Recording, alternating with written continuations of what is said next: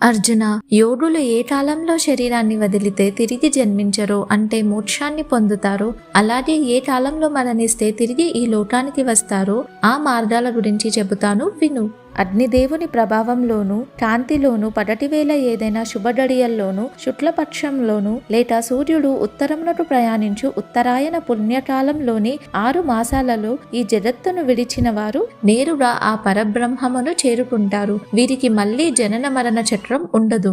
అంటే వీరు శాశ్వతమైన మోక్షాన్ని పొందుతారు. పొగ, రాత్రి, కృష్ణపక్షం ఇంకా దక్షిణాయన కాలం ఈ మార్గంలో వెళ్లే యోగులు చంద్రలోకాలకు వెళ్లి అక్కడ తమ పుణ్య ఫలాలను అనుభవించి అవి తీరిపోయిన తర్వాత తిరిగి ఈ భూలోకంలో జన్మిస్తారు. అంటే వీరికి మోక్షం లభించదు. కేవలం తాత్కాలిక సుఖాలు మాత్రమే దక్కుతాయి. కేవలం బాహ్యమైన కాలం కంటే మనిషి అంతరంగంలో ఉండే జ్ఞానమే ముఖ్యం.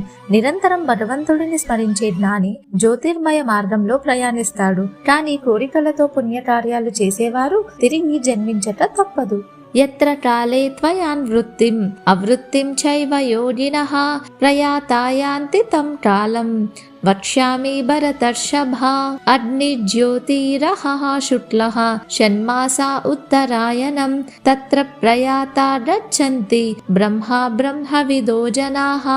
ధూమో రాత్రిస్తథా కృష్ణః షణ్మాసా దక్షిణాయనం తత్ర చంద్రామసం జ్యోతిర్యోగి ప్రాప్య నివర్తతే.